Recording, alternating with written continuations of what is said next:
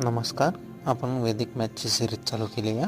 तर आज आपण पाहणार आहोत 11 ने 2 अंकी संख्येला गुणणे.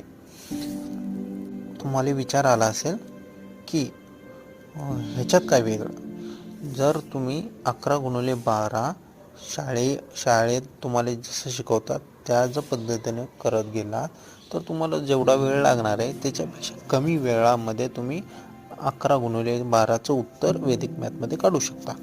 तर ते आपण कसं बघूया. तुम्हाला दोन्ही पद्धतीने मी पहिल्यांदा सांगेल. पहिल्यांदा तुमच्या पद्धतीने सांगतो. तुम्ही कसे करता 11 गुणिले 12. काय करता, 11 गुणिले 12 जर दिलं तर पहिल्यांदा 1 ने 2 ला गुणता, 1 2 2, नंतर 1 ने 1 ला गुणता, 1 1 1, परत काय करता 1 ने 2 ला गुणता, 1 2 2, पुन्हा काय करता 1 1 1. ओके, असं करून तुम्ही पुन्हा त्याची बेरीज करता 2 3 आणि 1. बरोबर. आता ह्याच्यामध्ये तुम्हाला उत्तर काढण्यासाठी 1 2 आणि 3 स्टेप करावं लागल्या. पहिल्यांदा 1 न गुणायचं, पुन्हा नंतर परत अजून 1 न गुणायचं, पुन्हा त्या आलेल्या उत्तराची परत बेरीज करायची आणि मग तुम्हाला उत्तर भेटणार. पण वैदिक मॅथमध्ये आपण ह्याच्यापेक्षा लवकर काढू शकतो एका स्टेपमध्ये. ते कसं आपण बघूया. हे तर आता 11 गुणिले 12 करायचं असेल तर काय करायचं, पहिल्यांदा हे 2 आहे असं इथे घेतलं, नंतर 2 + 1 2 + 1 या दोघांची ॲडिशन केली, 3 आली, ती इथं लिहिली. नंतर काय केलं, हा 1 ॲज इट इज इथं हा 1 घेतला. झालं का उत्तर 132. बघा.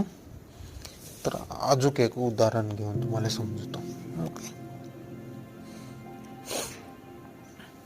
27 गुणिले 11 करायचं. काय करायचं, हे 7 ला 7 आहे असं घेतलं, नंतर हे 7 + 2 ह्याची ॲडिशन केली, 7 आणि 2 किती आलं, 7 आणि 2 9. ओके, नंतर हे 2 आहे असं खाली घेतलं. ओके, याला तुमचं उत्तर 200. नाही, आता तुम्ही म्हणणार की हे क्रॉस व्हेरीफाय करा, म्हणजे बरोबर आहे की नाही मला बघायचं.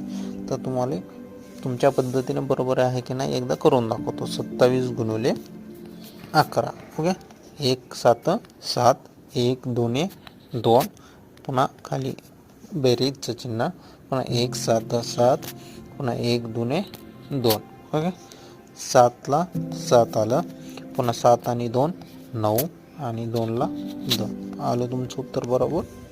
ओके, तर अजून एक उदाहरण घेऊन तुम्हाला समजून सांगतो.